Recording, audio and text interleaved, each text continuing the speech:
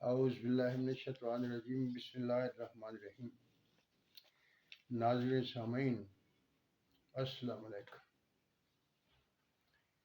آج میں ایک ایسے مسئلے کے بارے میں کچھ گزارشات آپ کی خدمت میں پیش کرنے لگا ہوں جو بہت حساس ہے اور 1400 سال سے شروع ہے۔ ہر کوئی اپنی اپنی سمجھ کے ساتھ اس کے بارے میں بیانات کرتا رہتا ہے اور یہ بہت ہی حساس مسئلہ ہے۔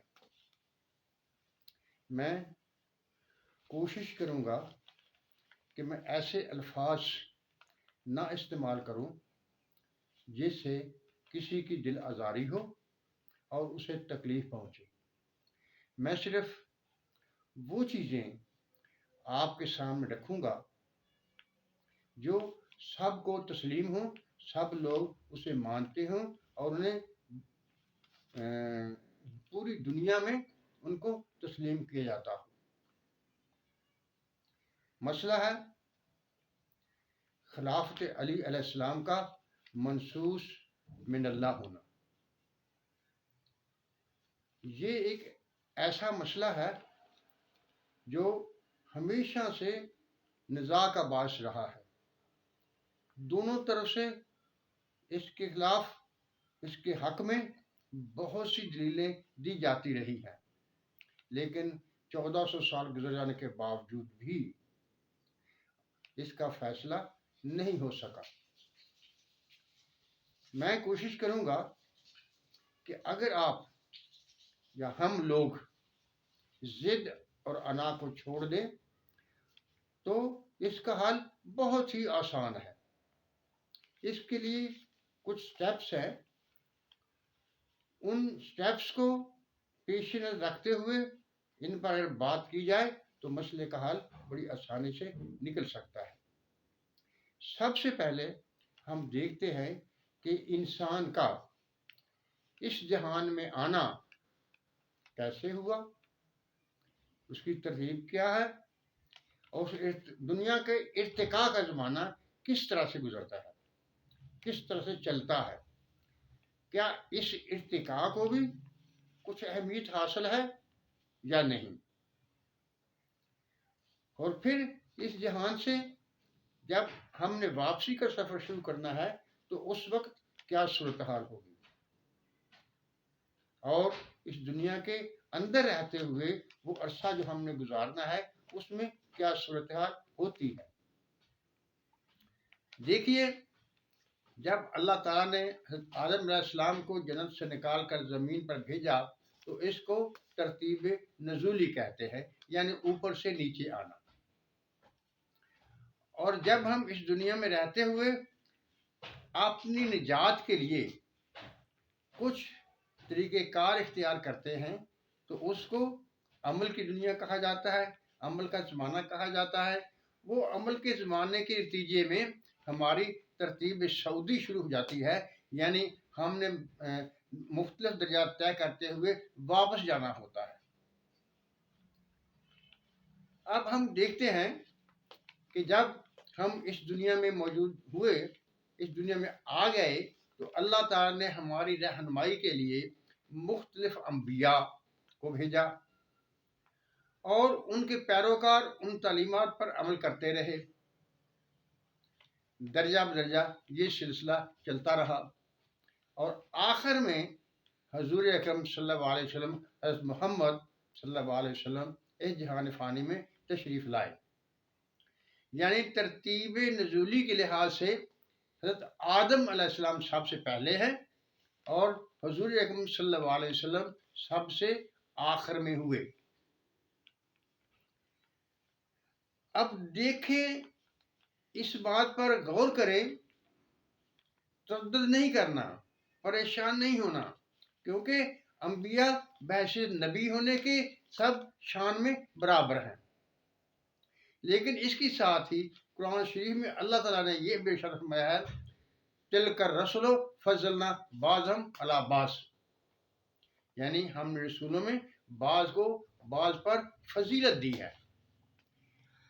اب ایک سوال ہے، کیا جب سب سے آخر میں حضور اکرم صلی اللہ علیہ وسلم تشریف لائے تو کیا آپ کا درجہ کم تھا؟ کوئی بھی اس بات کو نہیں مانتا۔ ہم سب اس بات پر یقین رکھتے ہیں، اگرچہ اللہ تعالیٰ نے حضرت محمد صلی اللہ علیہ وسلم کو سب سے آخر میں بھیجا ہے، لیکن سب انبیاء سے افضل، سب انبیاء سے اور رسل سے درجے میں اعلیٰ تر حضور اکرم صلی اللہ علیہ وسلم ہے، اور آپ ہی خاتم النبیین ہیں۔ یعنی آپ کے بعد آپ کا وہ درجہ ہے جو آپ کے بعد کوئی اور حاصل نہیں کر سکتا۔ یعنی آپ کا سب انبیاء سے بعد میں آنا آپ کے رتبے اور آپ کے درجے میں فرق کا جواز نہیں بن سکا۔ دنیا میں بھی طریقہ کار ہے، رواج ہے، اگر کوئی چیز ایک بنتی ہے تو آہستہ آہستہ اس میں تکنیکی تبدیلی ہوتی رہتی ہے، وہ پہلے سے بہتر حالت میں لوگوں کے سامنے آتی رہتی ہے۔ جس طرف بھی آپ دیکھیں گے یہی بات نظر آئے گی کہ پہلے جو چیز ایجاد ہوتی ہے، بنتی ہے، شروع ہوتی ہے، اس میں کئی قسم کے نقائص آ جاتے ہیں، کئی قسم کی خامیاں ہوتی ہیں جو تجربے کے بعد سامنے آتی ہیں، اور پھر ان کو دور کیا جاتا ہے، اور اس کے بعد آنے والا چیز، اس کے بعد آنے والا شخص پہلے اشخاص سے وہ چیز پہلی چیزوں سے بہتر ہوتی ہے، علم کے لحاظ سے، مرتبے کے لحاظ سے بھی۔ یعنی اس کا بعد میں آنا کوئی اس کے درجے کو، مرتبے کو کم نہیں کرتا۔ اس کا ایک پہلو اور بھی ہے، شاید وہ کچھ لوگوں کے ذہن میں آئے، میں اس کی بھی وضاحت کیے دیتا ہوں۔ دیکھیے، جب ہم کوئی کھیل کھیلتے ہیں، کوئی پروگرام شروع ہوتا ہے، اس کے نتیجے میں فرسٹ، سیکنڈ، تھرڈ کا اعلان ہوتا ہے، چنا جاتا ہے، تو اس میں پہلے نمبر پر آنے والا سب سے بہتر ہوتا ہے، دوسرے نمبر آنے والا اس سے کم تر ہوتا ہے، تیسرے والا اس سے کم تر ہوتا ہے۔ کیا یہ معیار ہے کہ جو کام میں جیت کے آئے گا وہ اول نمبر ہوگا اور اس کا درجہ بہتر ہوگا یا نہیں؟ دیکھیے، یہ ایک وہ حصہ ہے، وہ درجہ ہے جب مکمل تیاری کے بعد امتحان لیا جاتا ہے، اس امتحان کے نتیجے میں جو سب سے بہتر ہوتا ہے وہ اول نمبر پر ہوتا ہے۔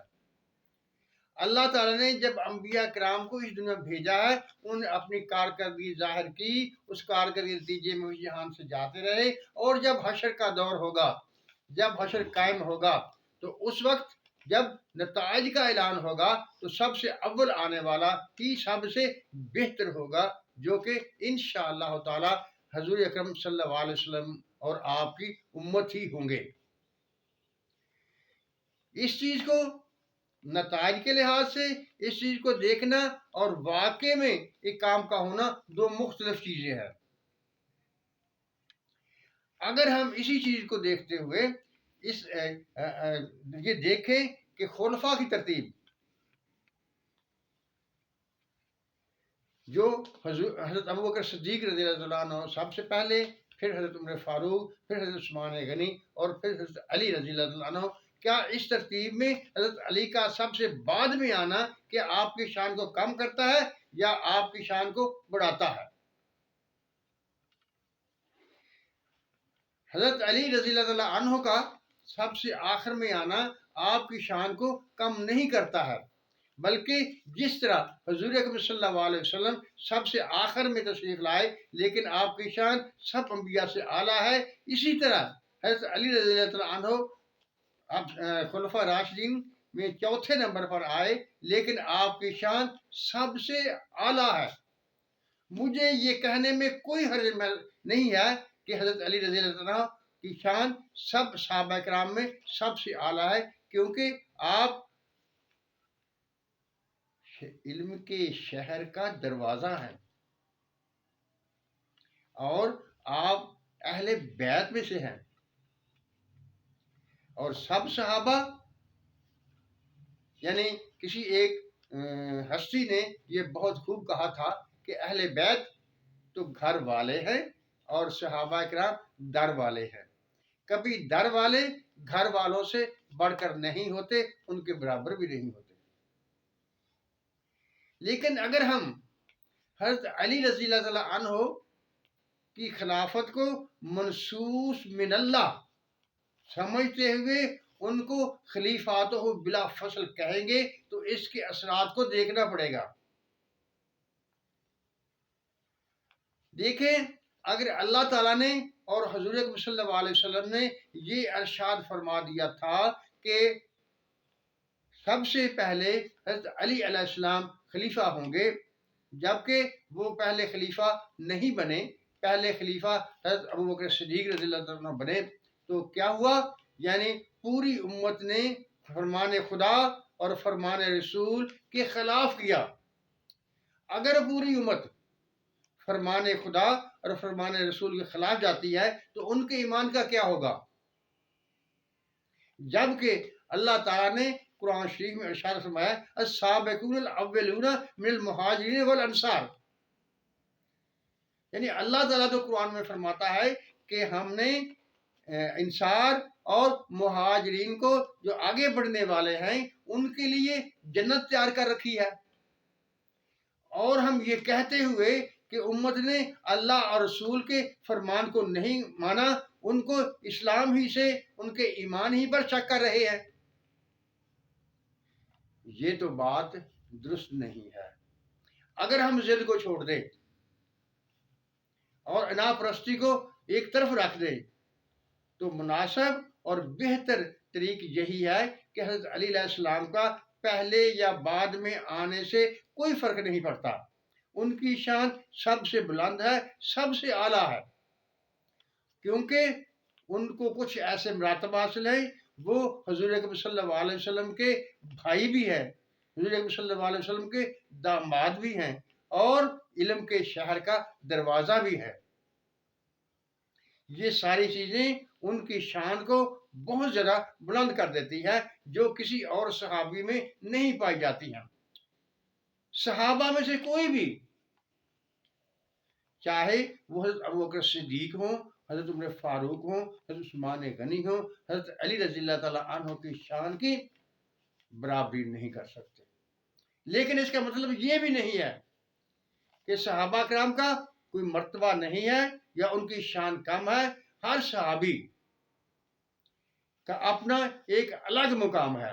میں تو یہ کہتا ہوں کہ صحابہ کا اور اہل بیت کا آپس میں تقابل جائز ہی نہیں ہے. ہمارا ایمان یعنی میرا ایمان اس بات کی اجازت نہیں دیتا کہ میں صحابہ کرام اور اہل بیت کا آپس میں تقابل کروں. ناظرین سامعین، میری آپ سے مؤدبانہ گزارش ہے کہ آپ بہت اچھے طریقے سے جو باتیں میں نے آپ کے سامنے رکھی ہیں اور ان کے اثرات آپ پر گنوائے ہیں،